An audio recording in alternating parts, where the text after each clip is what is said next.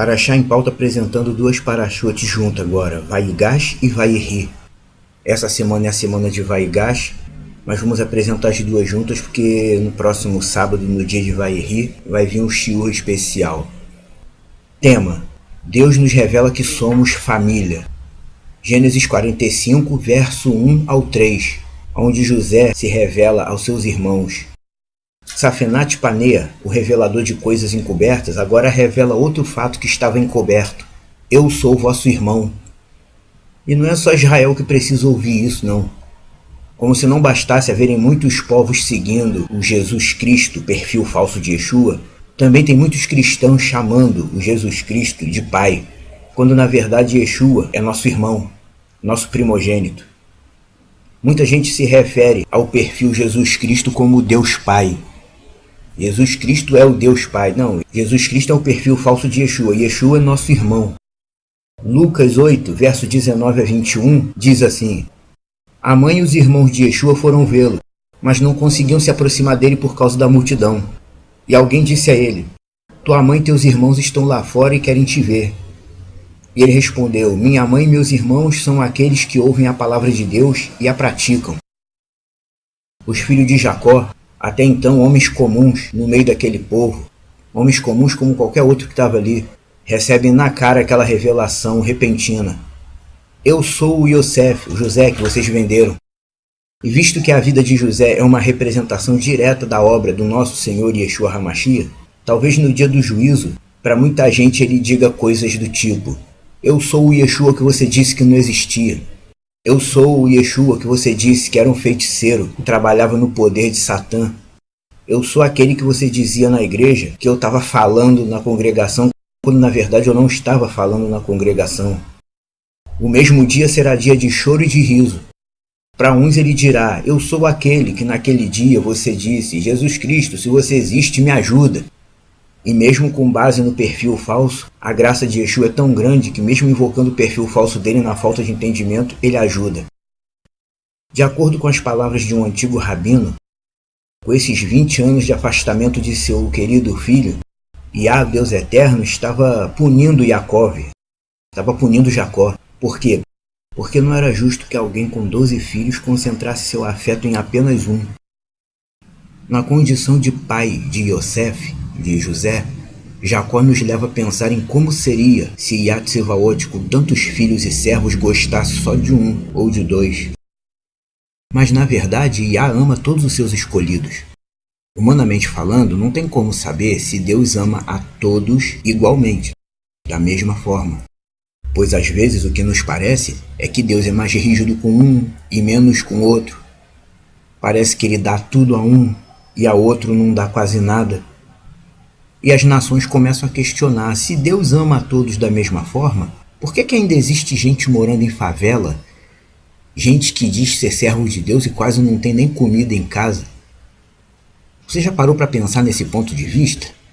Para pensar nessas questões, você tem que entender o seguinte: as obras de Deus para com seus filhos humanos está intimamente ligada ao nível de obediência e dedicação e ao tipo de propósito que ele tem na vida de cada um.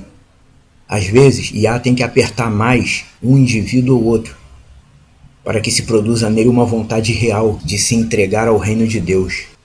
Porque viver o reino de Deus é entrega total.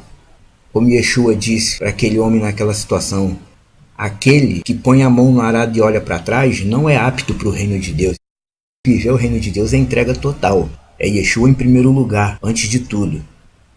Mas que ele guarda muito mais aos que são fiéis, ou os que são mais fiéis, isso é verdade. Existem pessoas nessa vida que nunca foram assaltadas, pessoas que nunca dependeram de hospital público, pessoas que nunca ficam sem emprego, pessoas que vivem em estado de felicidade muito mais do que a maioria. Se você nunca percebeu isso, eu já percebi. Nós humanos, a gente quer tanta coisa, a gente gosta de tanta coisa, mas a verdade é que nós temos muitos desejos e vontades que não estão alinhados com o propósito divino. Tudo que Deus faz tem propósito. E alguma das nossas vontades até atrapalham, até bate de frente com aquilo que Deus quer fazer por meio dos seus. É necessário compreendermos isso para não ficarmos depois chateados ou tristes com Deus. Dentro da porção Vayirri, a gente vê em Gênesis 48:5 que antes de morrer, Jacó diz a José: os filhos que você gerou no Egito são meus, assim como Rúben e Simeão. Nessa informação, eu contemplo Israel declarando a Yeshua: os filhos que você gerou no Egito, fora de Israel, são meus também. Os fiéis provenientes das nações também pertencem à Oliveira de Deus. Esse texto nos leva direto para Isaías.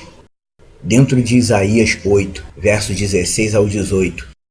Guarda o documento, sela a Torá nos meus discípulos. Isso de acordo com a tradução mais adequada. Isaías 8, 16, 17 e 18. Guarda o documento, sela a Torá nos meus discípulos, e eu esperarei por Iá, aquele que esconde seu rosto da casa de Jacó. E buscarei a ele. Aqui estou, eu e os filhos que Iá me deu, para sinais e poderes em Israel. Iá declarou para si mesmo muitos filhos entre as nações, mas eles têm um perfil de identificação que os difere da maioria. Eles têm trancafiado dentro de si a palavra sagrada como um tesouro guardado num cofre, e têm a lei de Deus selada em seus corações, como se fosse uma dessas marcas que se coloca no gado, ferro em brasa. O dono do gado marca cada animal com aquele ferro em brasa. Na hora que está marcando, a marca dói, mas aquela marca assegura para o dono dizer: você me pertence. É mais ou menos isso que Deus faz com a gente no plano espiritual. Traduzindo para o entendimento popular, quem pertence a Deus é apegado à palavra sagrada e à lei dele. Quem é de Deus tem essa característica marcada dentro de si. Aquele que pertence a Deus é apegado à palavra dele, à lei dele, à Torá. Esse que é assim, ele avalia tudo em sua vida usando como parâmetro a Torá, a lei de Deus. Ele avalia tudo na sua vida pela lei de Deus. Tem gente que avalia a sua vida pelo cônjuge. Tem homem que avalia a sua vida pelo que a mulher gosta ou não gosta. Tem mulher que avalia a sua vida pelo que o marido deixa ou não deixa. Aquele que pertence a Deus, ele avalia a sua vida de acordo com os ensinamentos de Yeshua. Ele usa os ensinamentos de Yeshua para avaliar tudo em sua vida. Até quando ele peca, automaticamente sua mente puxa a reflexão, que é mediante a Torá, a Bessorá de Yeshua, as boas novas. E esse, que é servo de Deus, que é assim, ele se examina a si mesmo para buscar correção. É o tipo da coisa que não precisa dizer para os outros, não precisa ninguém ficar sabendo. Quem é de Deus faz isso automaticamente com Deus no seu particular, na sua mente. Ele sente o desejo de estar sempre buscando a Deus, porque ele pertence a Deus. Jacó disse a José: os seus filhos agora pertencem a mim, da mesma forma que Rúben e Simeão. Isso é uma declaração espiritual.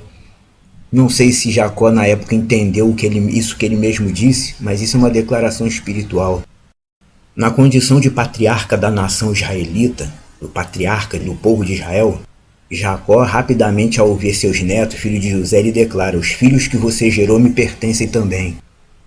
E na condição de protótipo messiânico, ou como dizem alguns, um arquétipo, um modelo espiritual fiel ao perfil espiritual de Mashiach, José aceitou as palavras de seu pai.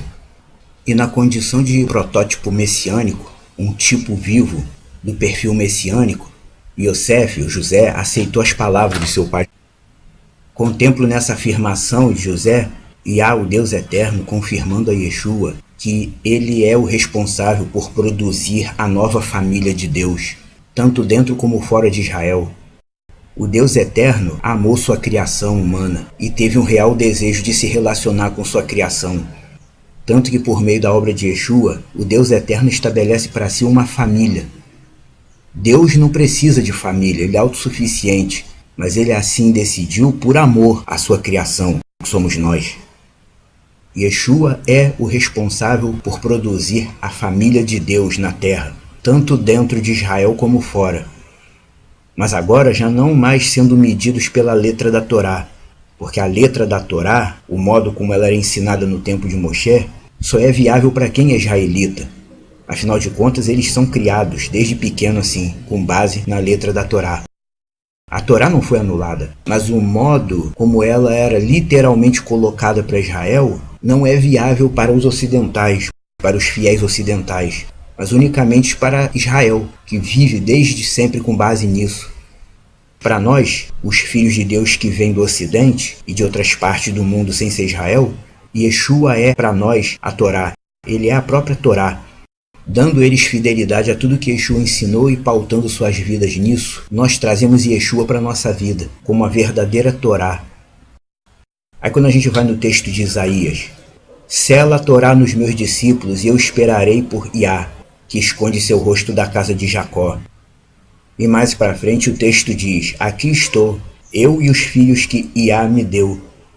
Isso é uma referência clara e direta ao trabalho de Yeshua HaMashiach. Yeshua HaMashiach produziu filhos para a família de Deus, mas ele mesmo é nosso irmão, nosso primogênito. Em Romanos 8:28, Shaul escreve sobre isso, dizendo que Yeshua fez tudo aquilo que fez para que pudesse se tornar o primogênito de muitos irmãos.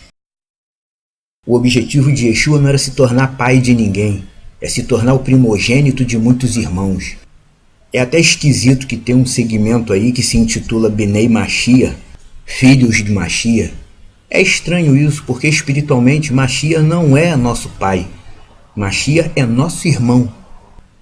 Da mesma forma que ele disse para aquele pessoal, minha mãe e meus irmãos são os que ouvem e guardam a palavra de Deus, assim também Shaul, Paulo, escreveu dizendo que aos que previamente ele conheceu, ele preordenou a imagem da forma de seu filho, para que seu filho pudesse vir a ser o primogênito de muitos irmãos. Nós, os fiéis das nações, que somos discípulos de Yeshua HaMashiach, e servimos a Deus por meio de Yeshua, nós somos irmãos dele. Nosso pai é Yahtzivahot, o Deus eterno, o Deus superior. Yeshua é primogênito.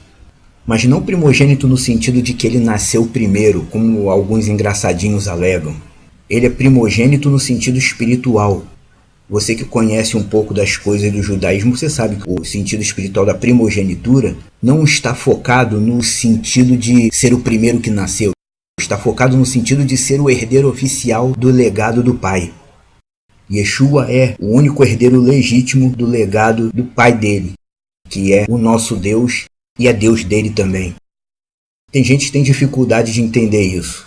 Yeshua é nosso irmão espiritualmente falando, Yah é nosso Deus. Yah é o pai de Yeshua, no sentido literal, mas também é o Deus de Yeshua, porque o pai está acima do filho. Tanto que a gente vê nos textos do Apocalipse, Yeshua chamando Yah de meu Deus. Ele não chama Yah apenas de meu pai, ele chama também de meu Deus. Darei a comer ao vencedor da árvore que se encontra no paraíso do meu Deus. Isso você já consegue entender? Yah é o pai de Yeshua literalmente no sentido divino, mas é o Deus de Yeshua também. Yeshua é nosso irmão primogênito. Esse pessoal que pega o perfil falso chamado Jesus Cristo e o chama de pai, eles não estão na verdade seguindo os escritos sagrados. Eles estão seguindo a religião criada, o fermento dos humanos. Mas quando um humano ensina algo que bate de frente com o texto sagrado, seja quem for esse humano, ele deve ser desconsiderado. O texto sagrado está acima do que qualquer líder espiritual possa dizer dentro de uma congregação. Porque para ser líder espiritual ele tem que falar de acordo com as palavras de Deus. Como Kefa Rachalia, o chamado apóstolo Pedro, ele escreveu na carta dele dizendo: aquele que fala, fale de acordo com os oráculos de Deus. Oráculo significa discurso. Aquele que fala, fale de acordo com os oráculos de Deus. Se você tem um líder humano que não fala de acordo com os oráculos de Deus, é melhor você rever essa congregação onde você se encontra. Porque um líder que procede de Deus, ele tem que falar de acordo com os oráculos de Deus. Esse que fala de acordo com os oráculos de Deus, ele é também espiritualmente nosso irmão, como Yeshua é nosso irmão. Lá em Israel ainda funciona dentro do judaísmo esse sistema de mestre e discípulo, onde uma pessoa dirige várias pessoas. Várias pessoas têm que seguir o que uma ensina. Mas mesmo esse sistema sendo usado, poderia ser usado até aqui no Ocidente, que é o princípio do respeito à liderança, do respeito e da honra aos líderes espirituais. Não há nada de errado em um grupo ter um líder, mas esse líder só é líder de verdade se ele fala de acordo com os oráculos de Deus. Você entende isso que eu estou falando? José, enquanto protótipo messiânico, quando Jacó disse, seus filhos me pertencem, ele aceitou. Por que ele aceitou? Porque o homem espiritual entende as coisas espirituais. José sabia que o pai dele era o patriarca da nação, era o símbolo vivo da nação. E por isso, ao reconhecer que os filhos dele pertenciam a Jacó, ele reconheceu o fundamento espiritual de Israel. Da mesma forma que no novo pacto, Yeshua também reconhece a primazia das coisas do Pai. Tanto que a gente lê no texto Yeshua dizendo, todas as coisas que são tuas são minhas, todas as coisas que são minhas são tuas. Ele fala isso com relação a Deus Pai, porque sendo ele primogênito, tudo que pertence ao Pai pertence a ele. E como nós, os fiéis, pertencemos a Yeshua, automaticamente nós pertencemos ao Pai também. As coisas que eu digo só têm valor espiritual quando estão em linha com o texto sagrado. Se não estiver em linha com o texto sagrado, não tem valor diante de Deus. Principalmente se estiver em linha com o texto original, porque as traduções que vieram são traduções mal feitas, traduções maldosas, que visam mudar o sentido de tudo mesmo. Quisera Deus que todo messiânico, todo discípulo do caminho tivesse aptidão de ler hebraico e grego, ou aramaico. Os enganos e cilada do cristianismo e do judaísmo rabínico já teriam caído por terra há muito tempo. Que tem muito cristão e muito judeu se utilizando das traduções erradas e das versões maldosas para formar uma barreira doutrinária para se protegerem de dizer nós não somos irmãos desse pessoal não. Esse pessoal que segue esse Yeshua feiticeiro aí, nós não somos irmão dele. E muitos cristãos também se utilizando de seus erros doutrinários como barreira para dizer não, nós não dependemos de Torá não. Torá acabou. Torá é a lei de Moisés, isso acabou. E tudo isso que eu citei está fora da realidade espiritual. Tudo deve ser comparado com o que está escrito. Repito, se todo fiel de Yeshua tivesse a habilidade de ler grego e hebraico, as ciladas religiosas já teriam caído por terra há muito tempo, porque tanto o cristianismo está errado espiritualmente, como o judaísmo atual também está errado, em relação ao legado de Yeshua. Embora os judeus tradicionais costumem alegar que os ensinamentos de Yeshua não levam ninguém para dentro da Torá, eles se enganam.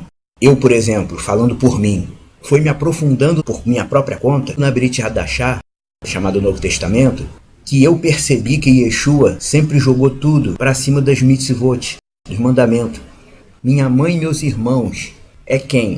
É quem ouve a palavra de Deus e pratica.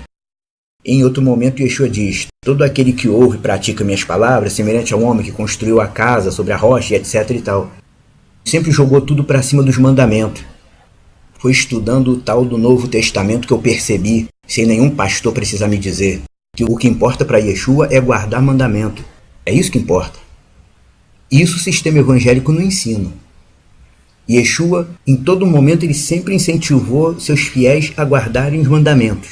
E o mandamento que ele diz é a Torá. Bom mestre, o que eu devo fazer para herdar a vida eterna? Ele falou, você conhece os mandamentos. Que mandamento que ele falou? Você conhece os mandamentos. Ele começou a citar os 10 dizeres.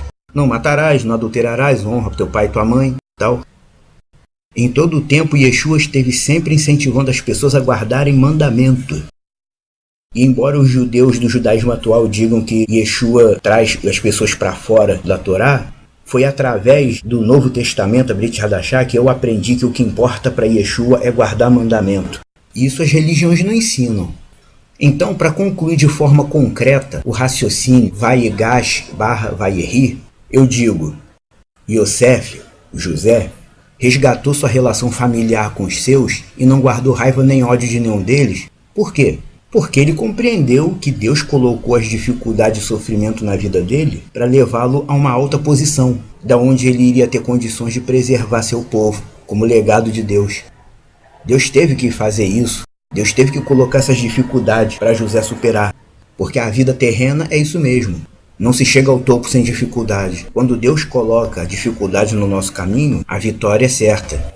Difícil é saber quando que certas dificuldades vêm de Deus, ou da nossa falta de habilidade de viver a vida. José passou 13 anos de dificuldade, mas depois, quando ele chegou na posição alta, foram 80 anos de bonança, 80 anos de boa-aventurança. E assim também com Yeshua, espiritualmente. 3 anos de doutrinamento, Um dia de sofrimento extremo que produziram o quê? Vida e salvação para milhares de pessoas ao redor do mundo. E assim como Jacó se apropriou dos filhos de José, assim também o Deus Eterno se apropriou de nós, pelo fato de nós pertencermos a Yeshua. Se você gosta de pertencer a Deus, como eu gosto, seja grato a Ele, como eu aprendi a ser. Beshem Yeshua, Amém.